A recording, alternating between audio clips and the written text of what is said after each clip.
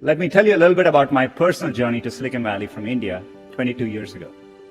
Growing up in India, like many of you, I got my first telephone when I was 12. In my case, it turned out to be a rotary phone, so it wasn't that great for selfies, but I still loved to call my friends, play with it, and sometimes take it apart. That telephone cemented my fascination with technology. I remember in my parents' house in Chennai, reading about the invention of the transistor at Bell Labs. Of course, that initial invention helped found what became known as Silicon Valley, and out of that came companies like Fairchild Semiconductor and Intel, and all the computers and software that we all use today. You can draw a direct line from that invention to the technology that powers your Twitter feed or your WeChat messages today. I remember reading about that and thinking, it's the idea that matters. It didn't matter where you come from or what your background is. One revolutionary idea, one brilliant invention can unleash other entrepreneurs to revolutionize industries in ways you could never predict. The people who build the transistor in many ways enable the entrepreneurs who are using incredible processing power to analyze data and diagnose cancer. In the same way, the invention of smartphones and GPS has enabled other companies to build apps that revolutionize the way we travel around cities. That's why I came here. I had a deep desire to be part of this exchange of ideas, this community of entrepreneurs. And coming to the global hub where this was all happening, I felt welcome and embraced. People didn't care where I came from, only my ideas and hard work mattered. I'm not alone. The Valley attracts people from all over the world. That is why you're here. I'm excited that over 700 entrepreneurs from over 170 countries are joining us here today. The possibility that anyone with the right idea at the right time can have an impact on others, that is no longer limited to a single place. It's possible everywhere. In India, another early and insightful decision was to create the Indian Institutes of Technology. These are leading engineering and technical institutions that are government supported. I still vividly remember as a teenager jumping onto a crowded train in Chennai and traveling for 24 hours to attend my school at IIT Kharagpur. And that opportunity changed the course of my life. These institutions, over many decades, have played a huge role in creating generations of skilled entrepreneurs in India. There are many countries helping to create positive environment for their entrepreneurs. What we are seeing now is an unprecedented global opportunity. In China, a few months ago, I met entrepreneurs combining social, commerce, and business platforms in entirely new and unique ways. And earlier, I mentioned a game built by an entrepreneur from Vietnam, and he created Flappy Bird. He was a developer from Hanoi who wanted to create simple games, non-violent games, that reminded him of why he fell in love with gaming in the first place. And it quickly became one of the world's most downloaded games for Android and iPhones. Great ideas in technology no longer come from just Silicon Valley. They can and do come from anywhere. And now they can quickly reach scale. I see hubs growing all over the world. Germany, Brazil, UK, Israel, China. The latest figures say that 21% of adults across 60 countries intend to start a business in the next 3 years. And there are over 200 million women around the world who are starting or running a business. It's clear that Silicon Valley is now as much an idea as a place, and it is an ideal of what's possible. And those of us who are lucky enough to have benefited from being in Silicon Valley or hubs like it, owe it to the world to set a good example and clear a path for others. And that is another reason I'm excited to be here speaking to you.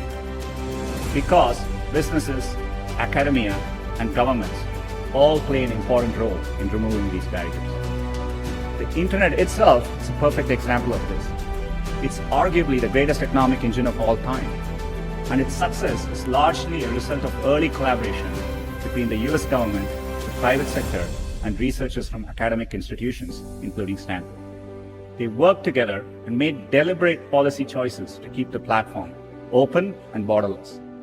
The course of history shows that this open model can unleash innovation, opportunity, and benefits for people everywhere. In the US, recently the Departments of State and Commerce appointed digital economy officers who will work to remove barriers and help entrepreneurs reach communities around the world. At Google, we are committed to playing our part to foster the next generation of entrepreneurs. Our Google for Entrepreneurs team has established a number of campuses. These provide space for entrepreneurs to build and work together in major tech hubs to take their ideas and go global.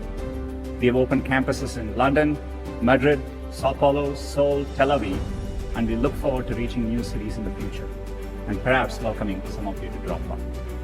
Google tools help businesses launch and grow every day. More than 30 million small businesses globally rely on at least one Google product to find customers, to grow, and be productive. Training. We're also committed to train 5.5 million people on digital skills, investing over $140 million during the past year. In the next year, we aim to provide free digital skills training to 1 million young people in Africa. At Google, entrepreneurship is in our DNA. Google was founded here at Stanford, and the company's first home was in a garage just a couple miles from here. Like many of you in the audience, our founders were two young people with a vision of a better future, a better way, and they decided to follow their dreams. We now live on our own campus down the road and in dozens of countries, but the spirit continues. In fact, our most popular products almost all began as big ideas that small entrepreneurial teams dreamed up and made happen. Gmail started with one person's passion to reinvent email. Today, it has over 1 billion monthly active users. Our browser Chrome, a small team's obsession to bring a faster, more secure web to everyone, now has over 1 billion monthly active users. Cardboard, our virtual reality viewer. Two engineers in our Paris office had an idea of what's possible with a piece of cardboard and a phone. Now more than 5 million viewers are taking people to new worlds. Using Cardboard, teachers can take their classes on virtual field trips from the Great Barrier Reef to Machu Picchu. First Lady Michelle Obama made this part of her Reach Higher Education initiative. More than 1 million students from 11 countries have gone on virtual field trips. And today, we are making Cardboard available to LGBTQ centers around the world, so people who cannot physically attend Pride parades and festivals this weekend can still have the Pride experience.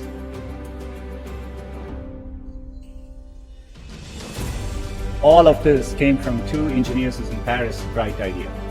We don't know what's next or where it'll come from, but we know that the barriers to entrepreneurship and to bringing ideas to global audiences are tumbling. People working anywhere in the world, born anywhere in the world, can create a product and make it available to anyone in the world. The most used messaging app in Southeast Asia was built by a young man born in Ukraine who moved to the US. And the three most popular viral games in the US in recent years came from entrepreneurs in Finland, Ireland, and Vietnam. You're the ones building the next Google, the next Spotify, the next Tesla, the next, well, we don't even know, but what I know is that someone in this room will build it. I know how much hard work it takes to pursue a dream of building a business. The long hours, time away from family, the rejection, the ideas you know are brilliant that just don't seem to catch on. There is a great quote from Thomas Edison that does the best job of defining what it's like to be an entrepreneur. I have not failed, I have just found 10,000 ways that don't work.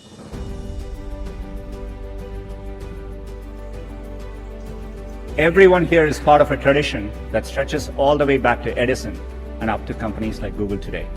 It's about more than building apps to make money. It's about transforming industries, creating millions of jobs, curing diseases, fighting global warming, and making our schools richer environments for our children. So I hope you enjoy your time here in Silicon Valley, and I hope you find the summit invigorating, and that when you get home, it encourages you to continue building. We're all looking to you, the world is counting on you, and we can't wait to see what you build next. Thank you.